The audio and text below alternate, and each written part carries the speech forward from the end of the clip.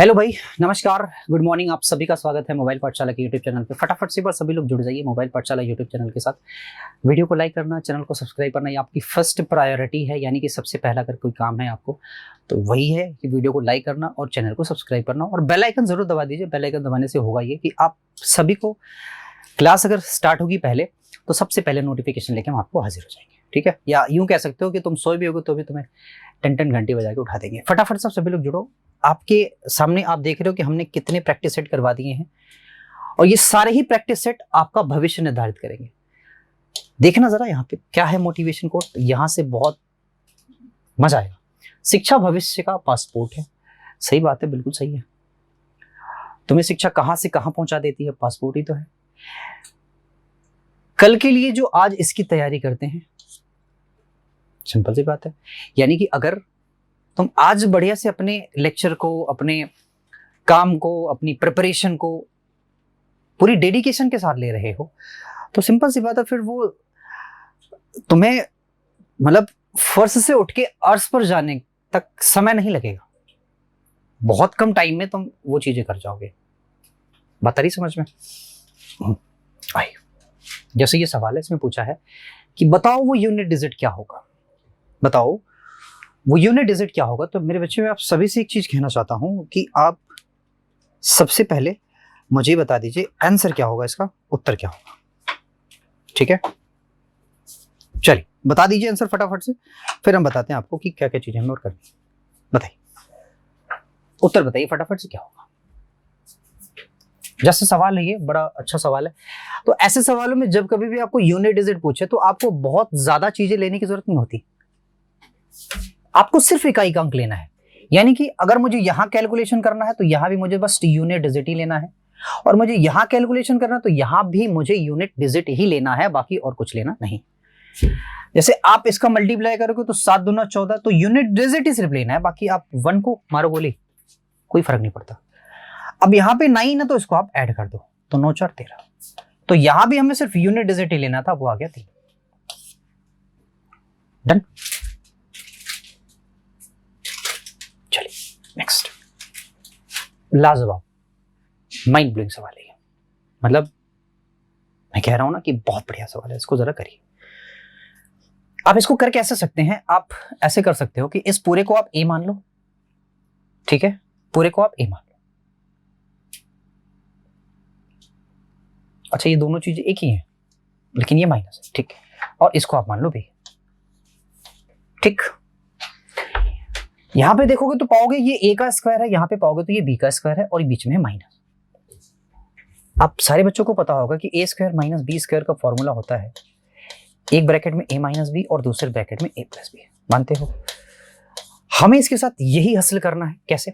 कि भाई एक ब्रैकेट में हमें करना है 2.3 प्लस 1.7, प्लस का मतलब यहां पे प्लस लगाओगे 2.3 माइनस का 1.7, और अगले ब्रैकेट में लगाओगे 2.3 प्लस का 1.7 माइनस का 2.3 और प्लस का 1.7। मतलब मैंने कर दिया वही काम। अब ये वाला प्लस है, ये वाला माइनस ये वाला कट जाएगा, और ये वाला प्लस है, ये वाला माइनस ये वाला कट जाएगा। जब इन दोनों को आप जोड़ोगे तो आएगा 4.6, और जब आप इन दोनों को जोड़ोगे तो आएगा इतना। अब इसी को करना है मल्टीप्लाई। तो 4 छक्का 24, यूनिट डिजिट सिर्फ एक ही जगह आ रहा है, और यहां पे देखना एक डिजिट पे डेसिमल, 2 डिजिट पे डेसिमल। तो हमारे पास जो उत्तर आना चाहिए वो 2 डिजिट पे डेसिमल आना चाहिए, जो कि 64 हो सकता है। और बात समझते हो ना मेरी? 2 डिजिट पे डेसिमल होना चाहिए, वो सिर्फ एक ही जगह है, नहीं 2 जगह 3 जगह है, लेकिन हमें ये देखना है कि यूनिट डिजिट क्या है, 4। इस हिसाब से मैं उत्तर मार सकता हूं, ठीक है। नेक्स्ट, अगला नेक्स्ट सवाल देखो। ये सरलीकरण का सवाल है बच्चा, बहुत बेहतरीन सवाल है, बहुत बेहतरीन सवाल। इसको हम कैसे कर सकते हैं? आपने एक चिड़िया होती है जिसको हम कहते हैं रेशनलाइजेशन, नाम सुना है? सुना होगा। तो रेशनलाइजेशन में क्या होता है कि हम करते ये हैं कि इसके जस्ट अपोजिट साइन से ऊपर नीचे गुणा कर देते हैं। तो यहां बच जाएगा 33 मल्टीप्लाई बाय 6 प्लस रूट का 3, और मेरे दोस्त यहां बचेगा, आप जानते हो ये a plus b a minus b हो जाएगा, तो इसका स्क्वायर यानी कि 6 छक्के 36 हो जाएगा, और इसका स्क्वायर यानी कि 3 हो जाएगा। आप मानते हो ये 33 ही आएगा, 33 से 33 कट गया, उत्तर क्या बचा? 6 प्लस रूट का 3।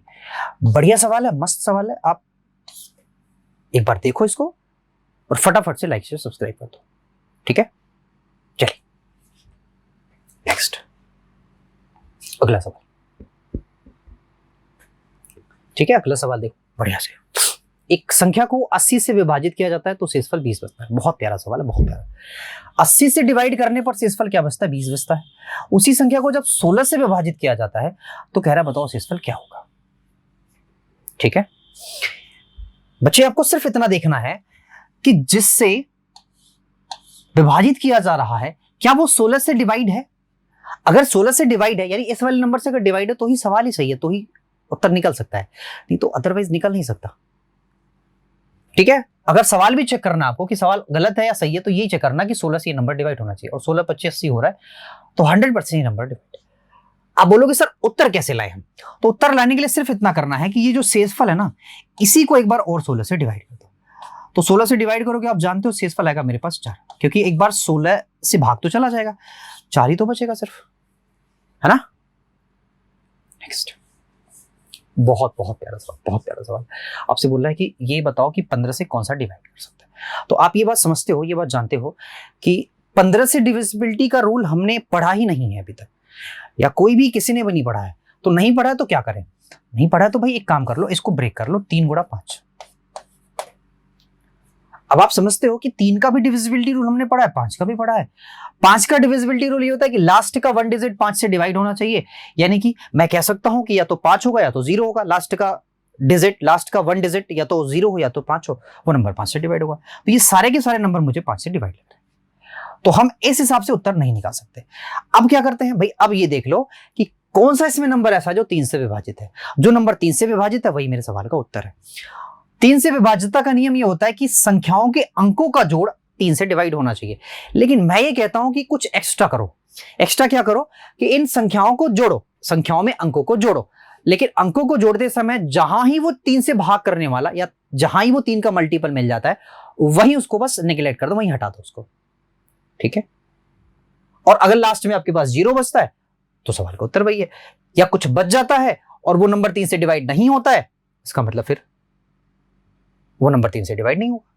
जैसे मैंने आपसे बोला कि देखो ये 6 है, ये 6 3 से डिवाइड हो जाता है, इसको उड़ा दो। ये 3 है, ये भी 3 से डिवाइड होता है, इसको उड़ा दो। लेकिन अब 5 और 2 बचे, 5 2 होता है 7, क्या 7 3 से डिवाइड होता है? सर नहीं होता, इसका मतलब ये वाला 3 से डिवाइड नहीं। यहां 3 गया, ठीक है सर, 5 और 1 6 गया सर, ठीक है। यहां भी 7 आ गया और 7 3 से डिवाइड नहीं होता।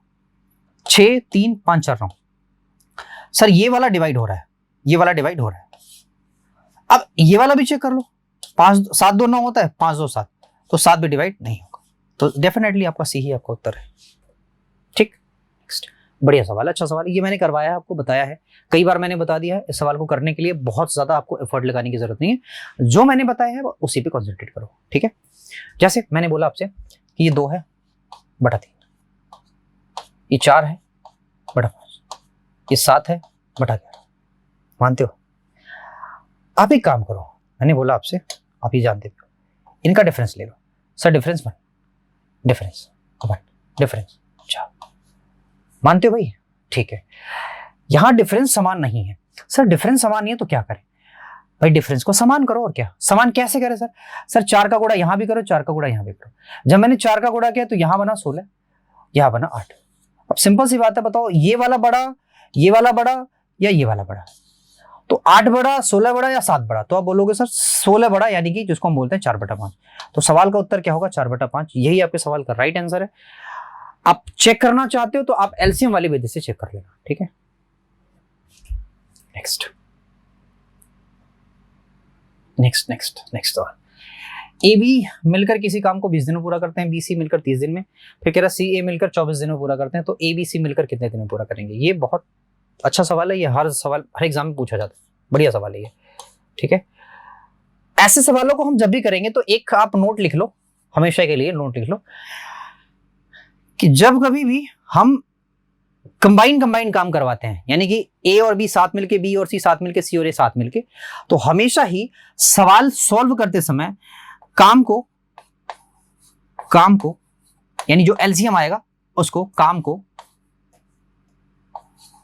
दोगुना करो या क्षमता को आधा, क्षमता के योग को आधा करो, क्षमता क्षमता मतलब इफिशिएंसी।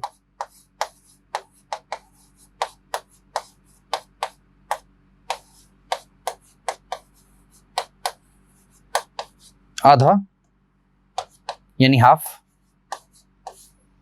करके सॉल्व करो, मानते हो?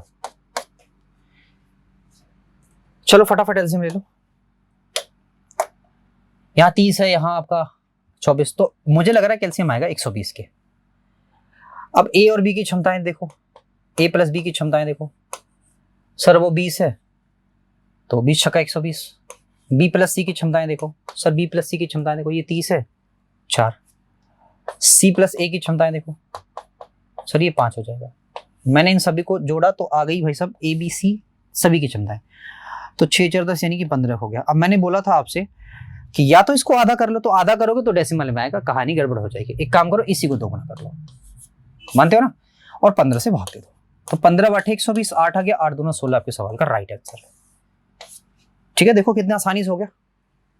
अगला, एक्स वाई किसी काम को 12 और 60 दिन में कर सकते हैं। कह रहा है कि 2400 रुपए में काम करने का ठेका लिया, तो कह रहा है कि बताओ एक्स का हिस्सा क्या होगा।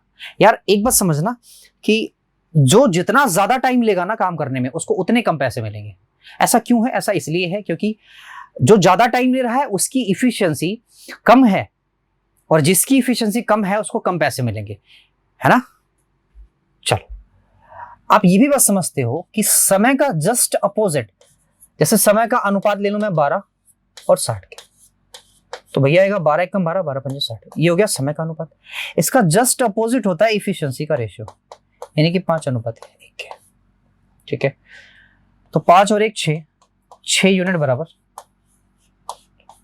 पूरे धन के होगा, और इफिशियंसी के अनुपात में ही पैसा बटेगा। एक्स की वैल्यू पूछ रहा है, यानी हमें 5 यूनिट की वैल्यू चाहिए, तो 6 चौका 24 यानी कि 4000, 1 यूनिट की वैल्यू 4000 आती है, तो 5 यूनिट की वैल्यू आप मानते हो 20,000 आएगी, 20,000। ठीक है, नेक्स्ट, यहां कह रहा है एक समचतुर्भुज है, आपसे कह रहा है कि विकर्ण 16 और 30 है, परिमाप बताना है। परिमाप बताने के लिए हमें यह पता होना चाहिए कि हमारे पास भुजा का ज्ञान होना चाहिए, और ये समचतुर्भुज है तो आपको हमेशा पता होना चाहिए कि ये जो डायगोनल्स हैं ये 90 डिग्री पे बाइसेक्ट करते हैं। बाइसेक्ट करते हैं, याद रखना, बाइसेक्ट का मतलब अगर ये 16 है तो ये 8 होगा और ये 8 होगा, इसको बोलते हैं बाइसेक्ट। और अगर ये पूरा 30 है तो ये 15 होगा और ये भी 15 होगा। आप समझते हो इस बात को कि अगर ये 90 डिग्री का एंगल है तो ये 8 15 ये 17 होता है, क्योंकि इसको हम ट्रिपलेट बोलते हैं। अब सिंपल सी बात है, परिमाप चाहिए और ये समचतुर्भुज है तो सब जगह 17 17 17 होगा, तो 17 चौके कितना होता है 68 के, ये तो परिमाप होगा। नेक्स्ट, ठीक, नेक्स्ट है कह रहा है एक वस्तु पर 20% की छूट देने के बाद भी दुकानदार को 20% का प्रॉफिट होता है, यानी कि 20% छूट भी दे रहा है, 20% का प्रॉफिट भी हो रहा है। यार सिंपल सी बात है, अगर मेरा अंकित मूल्य 100 होता है तो 20% छूट दिया यानी 80 में, मानते हो इस चीज को। अब कह रहा है कि इस पर करने के बाद भी मुझे क्या होता है 20% का प्रॉफिट होता है। यार तुम एक चीज और भी कर सकते हो, आपसे पूछ रहा अंकित मूल्य,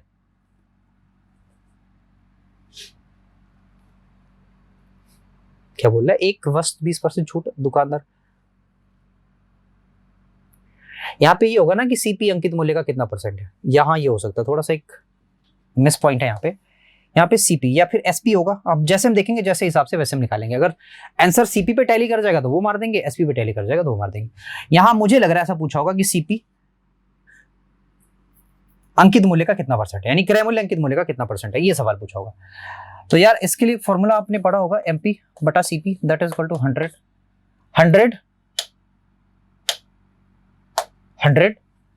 प्लस प्रॉफिट यानी 120, 100 माइनस डिस्काउंट यानी 100 मतलब 80 के,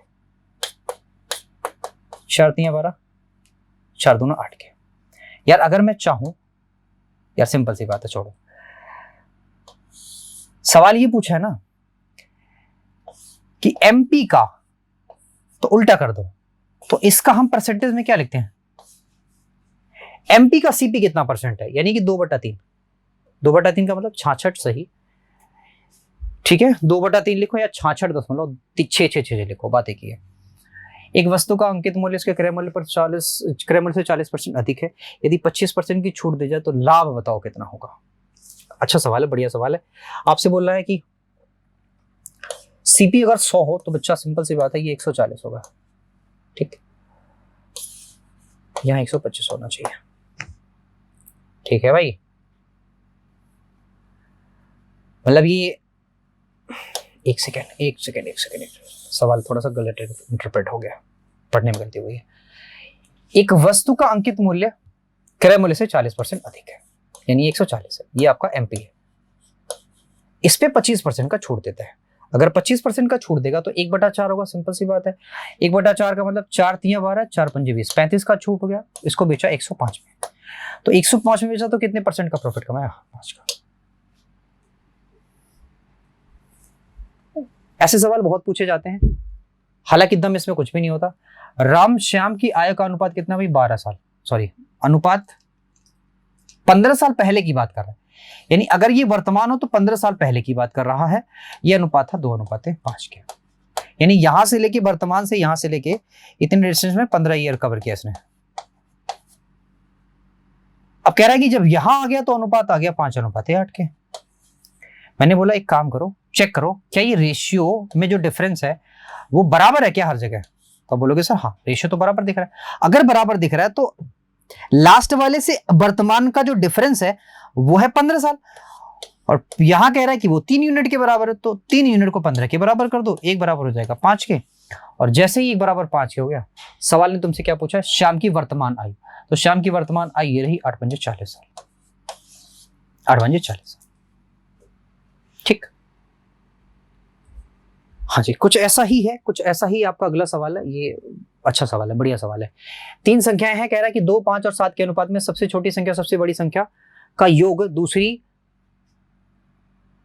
तथा 16 के योग के बराबर है। तो सबसे बड़ी सबसे छोटी ये है 7 दूना 9, 7 दूना 9, ठीक। और ये हो गया भाई साहब 5x प्लस 16। जब इसको इधर करोगे तो 4x बराबर 16 के, x की वैल्यू आ जाएगी 4 के, x की वैल्यू 4 के बराबर। आपसे बोला है कि सबसे छोटी संख्या बताओ। सबसे छोटी संख्या आपकी 2x है,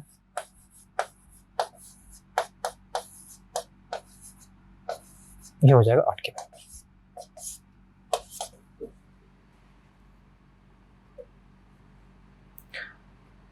बढ़िया सवाल है यार, ये बहुत बढ़िया सवाल है। 5 क्रमागत संख्याओं का क्या है? ए। तो 5 क्रमागत संख्याएं हैं, आप हमेशा याद रखना कि एक तो हो जाएगा x, अगला हो जाएगा x + 4, यानी कि जब मैं इसका औसत निकालूंगा तो आएगा x + 2। मानते हो? ये औसत है, और कह रहा है ये बराबर दिया हुआ है a के, ठीक है। कह रहा है अगली 3 संख्या और ले ली जाती है, यानी x + 5, x + 6, x + 7। अब औसत क्या होगा भाई? याद रखना औसत हमेशा ही ये पहली वाली संख्या लास्ट वाली संख्या का योग बटा 2 होना चाहिए। तो अब जो औसत मेरा होगा वो होगा x + 3.5, यानी इस वाले औसत में मैंने कितना एक्स्ट्रा जोड़ा है सर? आपने 1.5 जोड़ा है, यानी a में मैंने कितना ज्यादा जोड़ा सर? 1.5।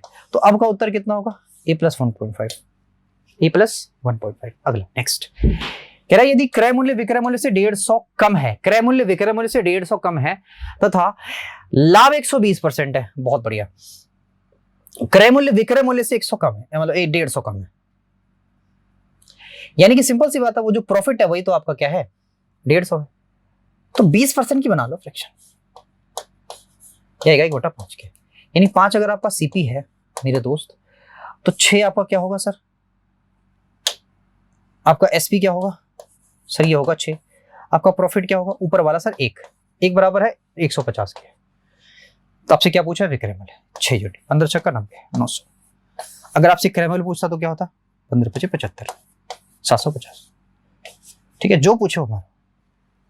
नेक्स्ट कह रहा है यदि लाभ विक्रय मूल्य का 1/11 1/11वां भाग है। 1/11वां भाग होने का क्या मतलब है कि अगर मेरा एसपी 11 है तो जो मेरा प्रॉफिट है दोस्त वो 1 है। यार तुम हमेशा ये बात कहते हो, फिर सीपी क्या होगा बताओ? सीपी आपको पता होना चाहिए कि हमें एसपी में से प्रॉफिट को माइनस करना है, यानी ये हो जाएगा 10 के। अब सिंपल सी बात है मेरे भाई कि अगर 1 आपका प्रॉफिट है और वो निकाला जा रहा है 10 पे, और इसको हमें चाहिए परसेंटेज, इसको हम बोलेंगे प्रॉफिट परसेंट, तो दैट इज इक्वल टू 10%। नहीं आएगा क्या बताओ? अगला नेक्स्ट, एक घर की कीमत प्रति वर्ष 20% की दर से बढ़ती है। यदि वर्तमान में कीमत कितनी है भाई, 7,20,000 लिखा हुआ है, तो 2 वर्ष पहले कीमत क्या थी, यानी 2 वर्ष पीछे जाना है यार। सबसे पहले हमें इसका फ्रैक्शन निकालना पड़ेगा, जिसको हम बोलेंगे 1/5, यानी कि 4 रह जाएगा। अगर 5 पहले है सॉरी बढ़ती है ना, बढ़ती है भाई, यानी कि 6/5, यानी पहले 5 था तो अब 6 हो जाएगा। और अगर हमें पीछे जाना है, यानी कि 7,20,000 से अगर हमें पीछे जाना है, तो मेरे दोस्त हमें उल्टा करना पड़ेगा, यानी 5/6 उल्टा करना पड़ेगा। 36 गुना होता है 72 के, 2 5 दूना 10, 50, 5 लाख के। ठीक है, नेक्स्ट कह रहा है ए से 360 से 20% अधिक है। यदि ए 360 से 20% अधिक है, आता है समझ में, ए 360 से 20% अधिक है, इसके फ्रैक्शन बताओ फटाफट। 1/5, तो मैंने बोला जिससे वो नीचे, क्या 360 से 20% अधिक है।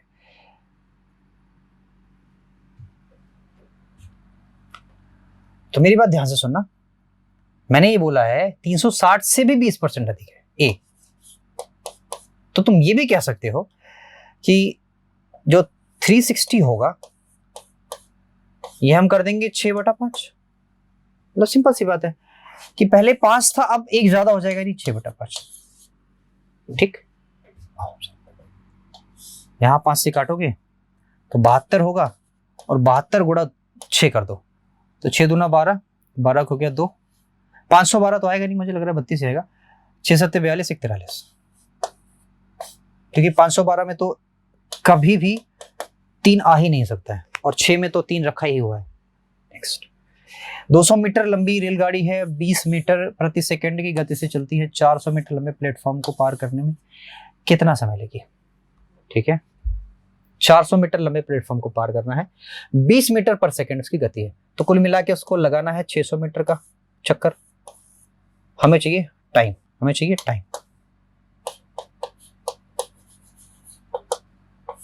तो 20 × 60 यानी कि 30 सेकंड। अगला है, कह रहा है कि एक नाव धारा के अनुकूल 32 किलोमीटर 4 घंटे में जाती है। अच्छा, 4 घंटे में जाती है धारा के अनुकूल, तो एक काम करो, आप यहां से रिलेटिव स्पीड निकाल लो। 4 छक्का 24, सॉरी 4 8 32, और धारा की विपरीत दिशा में मानते हो 24 किलोमीटर 6 घंटे में जाती है, तो 6 चौका 24। आपसे पूछ रहा है बताओ शांत जल में नाव की गति, यानी x बताना है, तो x की वैल्यू हो जाएगी 6। पूछो कैसे, दोनों का जोड़ के बटा दो, मैंने बोला है। और अगर धारा की चाल पूछे तो क्या होगा बताओ, तो सर धारा की जो चाल होगी वो हमेशा ही होगी दोनों का माइनस बटा दो, यानी कि 8 में से 4 गया तो 4 होगा, 4/2 का मतलब 2, तो 2 मीटर पर सेकेंड या 2 किलोमीटर पर घंटा, किलोमीटर पर घंटा, क्योंकि ये सारे किलोमीटर पर घंटे में है। ठीक, आई बात समझ में? तो 20 आउट ऑफ 20 हमने करवा दी है, आप सभी को पता है। ठीक, अच्छे सवाल है, बढ़िया सवाल है, एकदम एग्जाम में आने के लायक सवाल है। इस वीडियो को पूरा देखो, लाइक करो, शेयर करो, सब्सक्राइब करो। ठीक है, थैंक यू सो मच।